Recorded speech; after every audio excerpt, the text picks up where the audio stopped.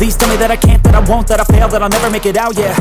Please tell me all the bad, never good, fill my head full of every single doubt. Going into your 30s and 40s, you may have noticed it's starting to take a little more time for you to be able to get out of bed, and going about your day-to-day activities may feel like they're sucking up a little more energy than they used to. So while we're at it, how about you hit that like and subscribe button so you can get more of my videos in the future. You're not alone, because this happens to all of us. Biggest thing is, don't worry about it. You can still live a long life and still be a functional person in your 50s, 60s, and 70s, but you have to know that your 40s may be the most important years of your life. During this decade, the muscles begin to degrade at a higher rate in a process called sarcopenia. In fact, after age 40, muscles deplete at an approximate rate of 0.5% per year. What's up, and welcome to the Workout Nerd Out. I'm Julio Lopez. I'm a certified strength and conditioning specialist, a certified personal trainer, and I've got my master's degree in nutrition. Being fit over 40 doesn't mean that you have to spend the rest of your life living in a gym while being harassed by some personal trainer that's trying to sell you his weight loss program. While weight loss might be one of the things that you might be looking for at this time, it's more important for you to really start looking at optimizing your quality of life for your next 40 to 60 years. Finally, we have to talk about eating healthy. As much as you've been able to get away with your indulgences in your first 40 years, you're going to have to start being more thoughtful about your nutrition for your next 40 years. While yeah, you have to be more of an adult with your eating choices, it doesn't mean that you have to completely abandon all of your indulgences. What is it that makes a person's 40s the most important years of his or her life? The research indicates that measurable decreases of muscle mass and strength starts to become more prevalent for persons over age 40. Moreover, extended inactivity can accelerate the rate of muscle depletion, which means that fitness and good nutrition are far more critical and play a more important role for the over 40 crowd. A consistent fitness and healthy eating plan plays a far more important role in one's 40s than at any other time in a person's life up to this point. Although the statistics of heart disease affecting 20 and 30-year-olds is starting to increase at an alarming rate, we still consistently see a sizable growth in diagnosis of chronic heart disease beginning to happen most often in a person's 40s. This has a lot to do with years of low physical activity and poor eating habits. Luckily, in a person's 40s, they're still young enough to be able to increase physical activity as well as breaking old habits and forming new ones. Being fit over 40 doesn't necessarily mean that you have to look like those fitness influencers you see on social media. Think of them as the exception instead of the standard. The first step to being fit over 40 is to get yourself accustomed to working out consistently. Picture reaching your fitness goals as like you're trying to build a giant pyramid, one brick at a time. As much as you would like to reach your fitness goals overnight, just like with building a pyramid, if you try to rush things, you're going to miss some of the details, which can ultimately lead to failures in the foundation. If a weight loss plan is needed to reduce the risk of chronic diseases when a person is in their 40s, seeking a fitness plan that's enjoyable enough to consistently do can be a major game changer in the process. The very same goes to a weight loss diet plan. It's only as effective as it is enjoyable. The question one might have may go, I know I need to be consistent, but how do I find something that I like? The answer is try out multiple activities and diet plans to give yourself a clear picture whether or not you feel that you'll be able to stick with it for the long term. And if weight loss isn't what you're really looking for at the moment, the same applies to you. Give yourself a week, try out multiple programs, see which one it is that you like. As I mentioned earlier, finding an effective fitness program for those over 40 is a very important step that can dictate the path of their senior years. To be fit over 40, you have to be realistic about your goals and capabilities. For example, me, being a former collegiate rower, as much as I would like to be able to row at the same level as I did back when I was in college, the thing is, now at age 40, that's not going to happen, and I have to be willing to accept that fact. Besides being older, I'm no longer training for rowing as intensely as I did back in crew practice in college. And if you've never rowed before, I promise you that these practices were absolutely brutal. For men over 40, it's normal for us to see guys in their 20s and early 30s at the gym and wanting to lift as much or trying to lift more than them. The number one thing that you have to remind yourself before starting any type of workout program, before even going into the gym, is to check your ego at the door before entering that gym. I don't have the actual statistics on this one, but I'm pretty sure a sizable portion of profits that chiropractors and sports medicine doctors make are coming from weekend warriors that think that they could still do the same things they did back in high school and college. Losing weight can be a breeze for someone in their 20s, but it's a completely different story when you're in your 40s. Having a well drawn out weight loss plan or general health and wellness plan can pay huge dividends. As the saying goes, a failure to plan is a plan to fail. In other words, having a clear understanding of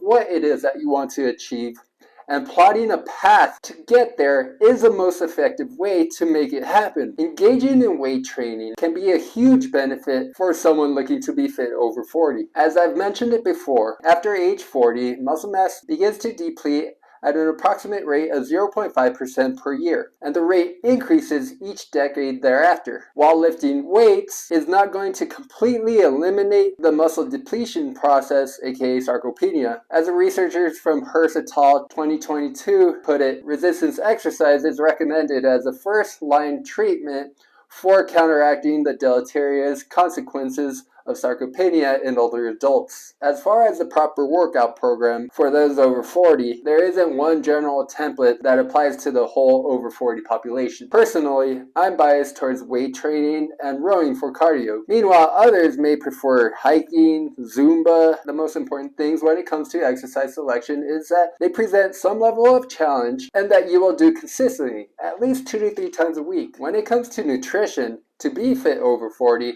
it's important that you know you can still indulge in your favorite foods, snacks, drinks without totally annihilating your fitness goals, just as long as it's in moderation. Remember that word, moderation.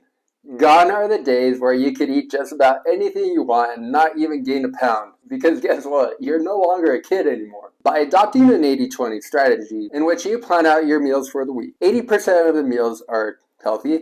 The remaining 20% are the things that you can indulge in. So think of it this way.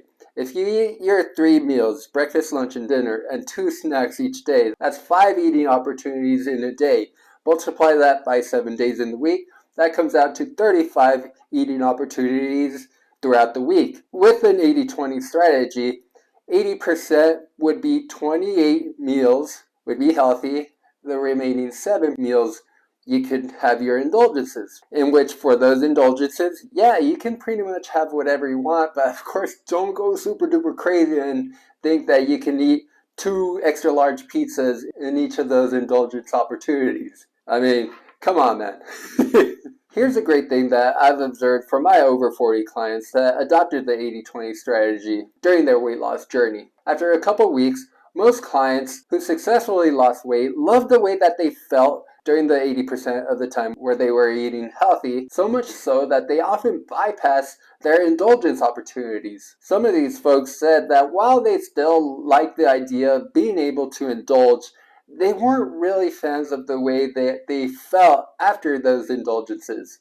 They usually felt groggy, tired, kind of foggy-headed. In comparison, when they were eating healthy, they always felt sharper, more energetic, better overall when they were eating healthy. When it comes to eating healthy, as much as I wish we did live in a perfect world where I could give someone a weight loss or general health and wellness diet plan and they would follow it verbatim without questioning me or without trying to cheat or finding opportunities to sneak in outside foods outside of that diet plan, the reality is that world doesn't really exist. The 80-20 strategy can be a great way to wean someone over 40 off of eating garbage food all the time because it introduces them to eating more healthy without being overly restrictive. Nevertheless, I've had some clients that came to me that before they started working with me, they almost entirely relied on fast food for pretty much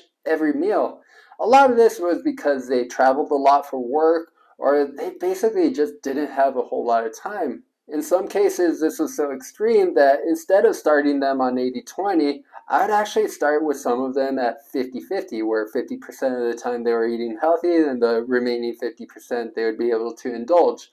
As time passed, about every other week, I'd slowly increase the amount of healthy foods. For example, we'd start at 50-50, and 2 weeks later, it'd be 55-45. Another 2 weeks later, 60-40. 65-35, and so on until we got to 80-20. One of the clients that I've had who started at 50-50, right now they actually practice more of a 90-10, and sometimes they say they go as much as 95-5. Again, a lot of this is because they feel so much better when they're eating healthy than when they're indulging, but they still love the idea that they have the freedom to indulge. As far as protein consumption goes, for those over 40, it becomes far more important because of the risk of muscle depletion that starts taking place as we age. While the RDA recommendation of 0.8 grams of protein per kilogram of body weight per day is suggested for the general population, it can be argued that for those over age 40, it may be more appropriate to consume more protein than just the 0.8 grams per kilogram of body weight. In fact, in one study, researchers compared test subjects in their 70s in which one group consumed 1.1 grams per kilogram per day, whereas the other group consumed the RDA standard of 0.8 grams per kilogram per day. The results were amazing.